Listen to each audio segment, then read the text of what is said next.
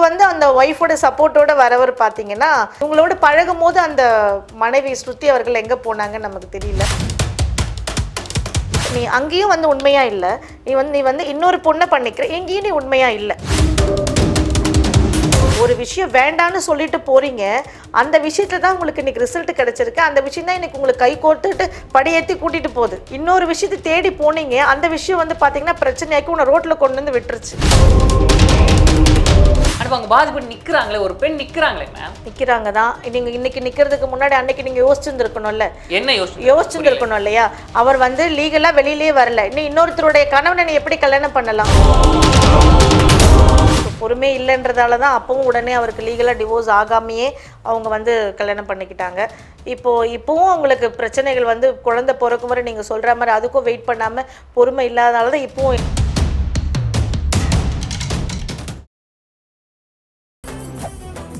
மெரிபா paneer soda, I trust மெரிபா. உலகெங்கிலும் உள்ள king TV சொந்தங்கள் அனைவருக்கும் வணக்கம். இன்று நம் நேர்காணலுடன் இணைந்திருக்கும் சிறப்பு விருந்தினர் மூத்த வழக்கறிஞர் திருமதி புஷ்பவதி அவர்கள்.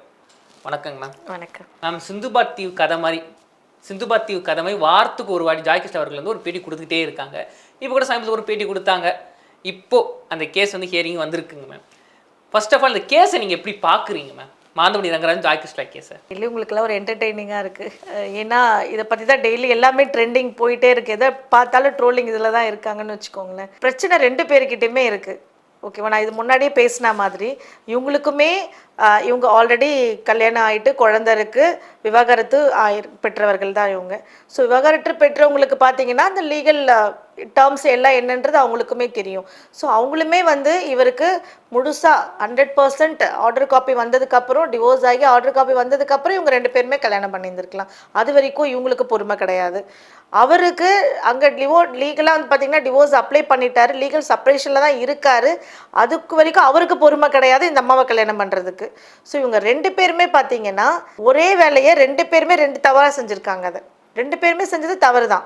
இதுலன்னா பார்த்தீங்கன்னா இன்றைக்கி அவர் வந்து கை கோத்துட்டு அவங்க மனைவியோடு வந்ததை நீங்கள் எல்லாருமே பார்த்தீங்க. மகளிர் ஆணையத்துக்கு வந்து கம்ப்ளைண்ட் கொடுக்க வந்து என்கொயரி அட்டன் பண்ணுறதுக்காக வந்திருந்தார். ஸோ இன்றைக்கி வந்து அந்த ஒய்ஃபோட சப்போர்ட்டோட வரவர் பார்த்தீங்கன்னா அன்னைக்கு வந்து இவங்களோட பழகும் போது அந்த மனைவி ஸ்ருதி அவர்கள் எங்கே போனாங்கன்னு நமக்கு தெரியல.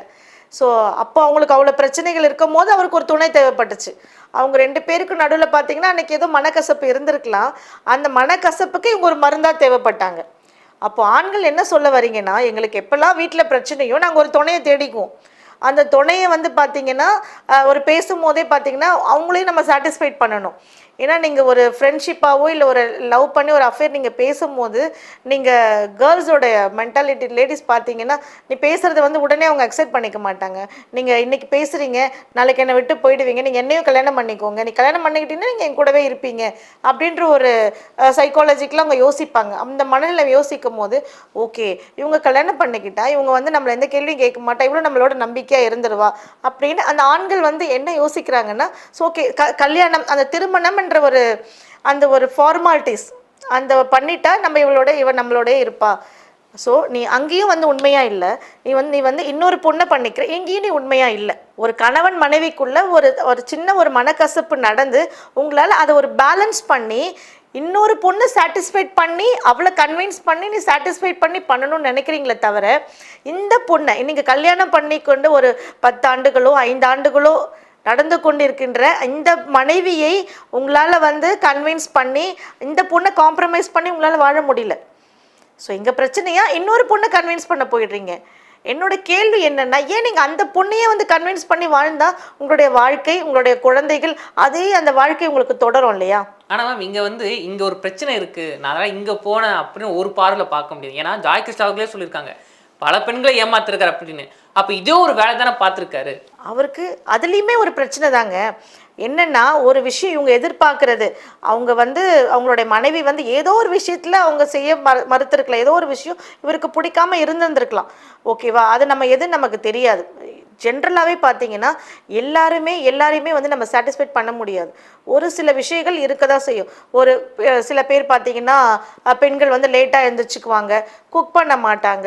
ஓகேங்களா? அதுக்கப்புறம் குழந்தைங்களை ஸ்கூல் போய் விடுறதெல்லாம் அவங்க செய்ய மாட்டாங்க. சில விஷயங்களை கணவன்கிட்டே கொடுப்பாங்க. நிறைய இருக்கும் இந்த மாதிரி சில விஷயங்கள். எல்லாருமே ஆனால் ஆண்கள் என்ன எதிர்பார்ப்பாங்க, எல்லாமே அவங்க பண்ணணும். மார்னிங் குக் பண்ணணும், ஸ்கூலில் கொண்டு போய் விடணும், ஏர்லி மார்னிங் எழுந்திரிச்சிக்கணும், நான் ஆஃபீஸ் போகும்போது என்னோடய கேரியர் எடுத்து கொடுக்கணும், நான் வரும்போது ஈவினிங் வந்து ரெடியாக நீ டிஃபன் பண்ணி வைக்கணும், போண்டா பஜ்ஜி பண்ணி வைக்கணும், நான் இப்போ டின்னருக்கு நீ ரெடி பண்ணி வைக்கணும், எல்லாமே எதிர்பார்ப்புகள் இருக்கும். இது ஜென்ரலாக நாங்கள் வழக்குகளை சந்திச்சுட்டு இருக்கிற பிரச்சனைகள் தான் இது எல்லாமே. எல்லாருமே அப்படியே நீ நினைக்கிற மாதிரி இருக்க முடியாது. ஸோ அந்த அந்த மனைவி வந்து சில விஷயங்களை செய்யாமல் இருந்திருக்கலாம் அவங்களுக்கு. ஏன்னா அந்த பொண்ணுமே படித்து அவங்க ஷி ஆல்சோ அட்வொகேட், ஓகேங்களா. அவரோட மனைவியும் வந்து ஒரு வழக்கறிஞர் தான். இதில் நம்ம வந்து ஒரு கணவன் மனைவியாக பார்க்கும் போது இவர் நினைக்கிற மாதிரி ஒரு சில விஷயங்களை இல்லாமல் இருந்திருக்கலாம். இல்லை நீங்கள் சொன்னீங்க இங்கே வந்து ஒரு பிரச்சனை இருந்திருக்கு, அந்த பிரச்சனை ஃபேஸ் பண்ண முடியும் இங்கே போயிட்டாங்க அப்படின்னு. ஆனால் இந்த பிரச்சனை இப்போ நீங்கள் சொன்னதான் இந்த பிரச்சனை மகளிர் ஆணையம் வரும்போது கைகோர்த்து ஒன்றா வந்தாங்க மேம், ஸ்ருதி அவர்களும் மாதவட்டியாரும். அதுதான் நான் சொல்ல வரேன், நான் சொல்லிடுறேன் நான். ஸோ அன்னைக்கு அந்த அவங்களும் வந்து சில விஷயங்களை வந்து இவருக்கு பிடிச்ச மாதிரி இல்லாமல் இருந்திருக்கலாம். அப்போ இவருக்கு எதெல்லாம் இவங்க இந்த சைடில் பிடிக்காததெல்லாம் வெளியில் எங்கெல்லாம் கிடைக்குதோ அவர் அதை அங்கே தேடிக்கிறாருன்னும் போது ஓகே இது நம்ம நினைக்கிற மாதிரி இல்லை, அதுவுமே இருக்காது. ஆனால் இன்னொரு பொண்ணுமே இவர் நினைக்கிற மாதிரி இருக்காது. ஆனால் இவங்களோட மனநிலைமை என்னென்னா, இங்கே கிடைக்கல, இந்த பொண்ணு வந்து பர்ஃபெக்ஷனே கிடையாது, இவன் 5 மணிக்கு எழுந்திரிச்சு சமைக்கல, நமக்கு பிடிச்ச மாதிரி இல்லை, இவன் குழந்தைங்களை அனுப்ப மாட்டேங்கிறா, எங்கள் அம்மாவுக்கு சாப்பாடு போட மாட்டேங்கிறா, எங்கள் அம்மா வீட்டுக்கு கூப்பிட மாட்டேங்கிறா, எதெல்லாம் பண்ண மாட்டேங்கிறா, எனக்கு வந்து உரிய ஒரு பொருத்தமான மனைவி இல்லை அப்படின்னு இவங்களும் ஒரு முத்திரையை குத்திடுவாங்க. இவங்களும் ஒரு கன்க்ளூஷனுக்கு வந்துடுவாங்க. ஸோ அந்த மனநிலைமை அவங்களுக்கு என்ன ஆகிடுதுன்னா, இவங்கள வந்து துன்புறுத்துவதாக நினச்சிக்கிட்டு ஒரு இடத்துக்கு போகிறாங்க. உனக்கு இதை விட வேர்ஸ்ட்டாக தான் அது இருக்கும், ஆனால் அது அவங்க உணர்றதுக்கு அவங்களுக்கு டைம் ஆகும். இதுதான் இந்த இதில் ரிசல்ட். உங்களுக்கு என்ன பிரச்சனை இதுலேயே பார்த்தீங்கன்னா என்ன பிரச்சனைகள் நடந்தாலும் ஸ்ருதி அவர்கள் வெளியில் வரலை, இதுவரைக்கும் வரல. ஆனால் ஒரு சில மனக்கசப்புகளால் நீங்கள் போகிற 2வது வாழ்க்கை வந்து பார்த்தீங்கன்னா அவங்க வெளியில் வந்துட்டாங்க. இதுதான் நான் இந்த கருத்தை தான் நான் சொல்ல வரேன். இப்போது உங்களுக்கு எங்கெல்லாம் இது கிடைக்கலையோ ஆனால் அந்த இடத்துல தான் உங்களுக்கு தீர்வு கிடைச்சிருக்கு.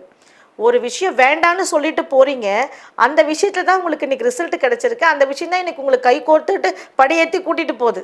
இன்னொரு விஷயத்தை தேடி போனீங்க, அந்த விஷயம் வந்து பார்த்தீங்கன்னா பிரச்சனையாக்கி உன்னை ரோட்டில் கொண்டு வந்து விட்டுருச்சு. ஸோ இதுலேருந்து நான் என்ன சொல்ல வரேன் அப்படின்னா, ஏன் சரியாக இல்லாத விஷயத்தை நீங்கள் ஏன் ஆண்கள் சரி பண்ணி இந்த இடத்துல வாழக்கூடாது? எக்ஸ்டெண்ட் லெவல் சில பிரச்சனைகள் இருக்கலாம்.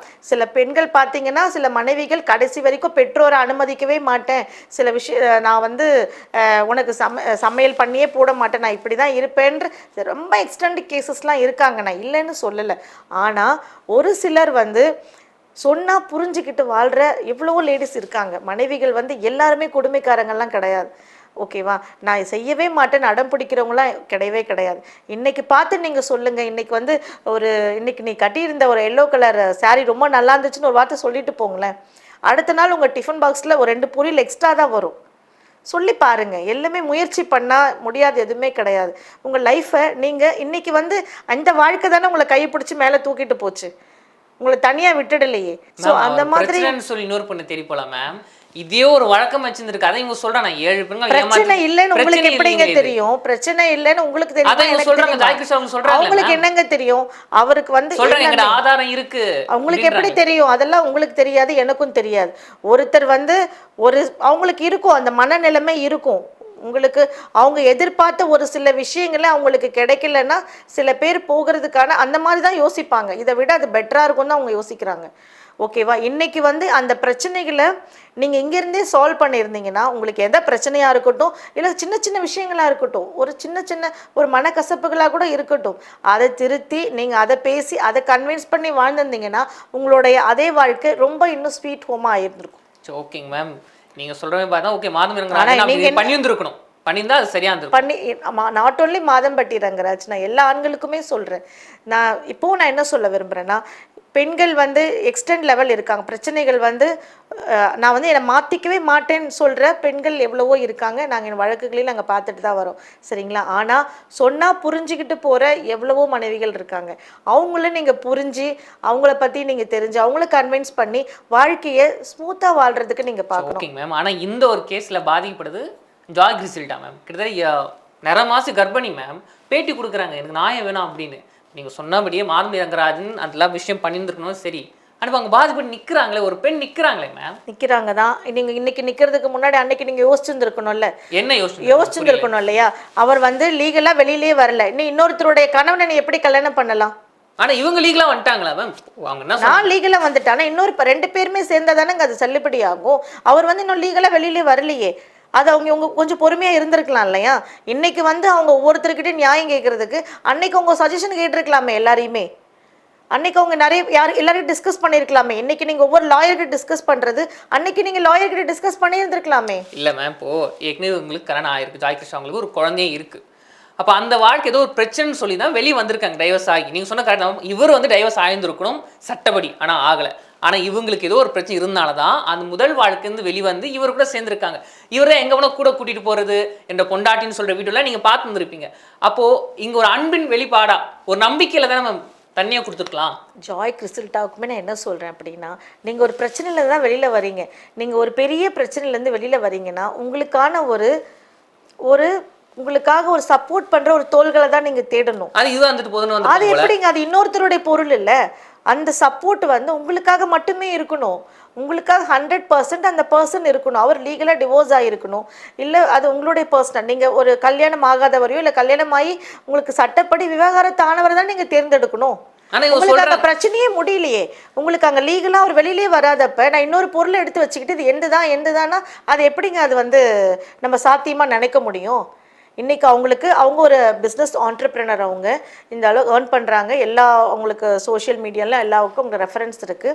இன்றைக்கி அவங்க வழக்கறிஞர்களை ஒவ்வொருத்தராக பார்க்குறதுக்கும் மீடியாவை பார்க்குறதுக்குமே அன்றைக்கி அவங்க யோசிச்சுருந்துருக்கலாமே. அவங்க அன்றைக்கி அந்த யோசித்து சஜஷன்ஸ் கேட்டிருந்துருக்கலாமே, லீகல் ஒப்பீனியன்ஸ் கேட்டிருந்துருக்கலாமே. இல்லை நான் இன்றைக்கி வந்து நீ ஒரு பர்சனை வந்து செலக்ட் பண்ணுற அப்படின்னா அது உங்களுக்கான வாழ்க்கையாக மட்டும்தானே இருக்கணும். அப்படி தானே நம்ம யோசிக்கணும். அப்படி யோசிச்சு தான் இன்னொரு லைஃபுக்கு நம்ம போகணும்.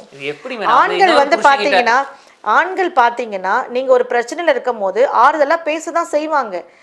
ஓகேங்களா? அந்த ஆறுதலை வந்து நீங்கள் பெர்மனெண்ட்டாக அது ஒரு லைஃபாக எப்படி நீங்கள் கன்வெர்ட் பண்ணிக்கலாம் நினைக்கலாம். ஆண்கள் வந்து பேச தாங்க செய்வாங்க. அவங்களுக்கு என்னென்னா அதான் நான் தான் முன்னாடி சொன்ன மாதிரி அவங்களுக்கு ஒரு சில விஷயங்கள் அவங்களுக்கு பிடிக்கலன்னா இன்னொரு விஷயம் அட்ராக்ட் பண்ணும் போது அவங்க பேச தான் செய்கிறாங்க. ஆனால் அந்த மாதிரி பேசும்போது நம்ம தான் யோசிக்கணும். ஏன்னா அவர் வந்து சொல்லுவார், நான் வந்து ஹஸ்பண்ட் மாதிரி உனக்கு, நீ எங்கே போயிட்டேடா செல்லும், நான் இப்போ தான் ரூமுக்கு வந்திருக்கேன், நான் வந்து ஃப்ரெஷ்ஷப் ஆகிட்டு ஷூட் போகிறேன், இதெல்லாம் சொல்கிறேன். சொல்லு பொண்டாட்டிலாம் சொல்லும் போது லேடிஸ் என்ன ஆகிடுறாங்கன்னா, ஓகே நமக்கான ஒரு சப்போர்ட் கிடச்சிருச்சு, அந்த நம்மளை பார்த்துக்கிறதுக்கு ஒரு ஆள் வந்துருச்சு, நம்மக்கிட்ட எல்லாருமே சொல்கிறாரு, நம்மக்கிட்ட அப்டேட் பண்ணுறாரு, நம்ம மேலே கேரிங்காக இருக்காரு, நான் உன்னை எங்கே போனாலும் கூட்டிகிட்டு போகிற ஒரு ப்ரொடெக்டாக இருக்கேன். ஸோ இது எல்லாமே பெண்கள் எதிர்பார்ப்பதில் தவறு கிடையாது.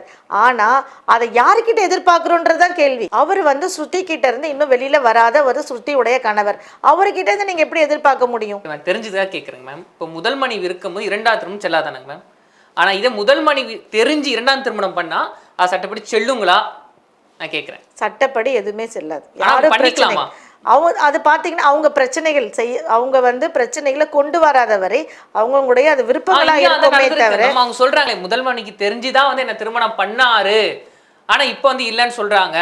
நீங்க வந்து அவர் தெரிஞ்சு பண்ணாருன்னா அப்ப அந்த கல்யாணத்துல வந்து அவங்க இருக்காங்களா? இல்லை அவங்க ஏதாவது உங்களுக்கு அக்செப்ட் பண்ண மாதிரி ஏதாவது அவங்க ரெக்கார்டு வச்சுருக்காங்களா? இல்லை அவங்க சொன்னாங்களா? இல்லை சொன்ன மாதிரி ஏதாவது எழுதி கொடுத்துருக்காங்களா, என்னை கல்யாணம் பண்ணிக்கோ, இன்னொரு பெண்ணை எனக்கு அப்ஜெக்ஷன் இல்லை அப்படின்னு? அப்படி அவங்க சொல்லியிருந்தா விவாகரத்தை கொடுத்துருக்க மாட்டாங்க. விவாகரத்துக்கு 2 பேருமே வந்திருக்க மாட்டாங்க இல்லையா?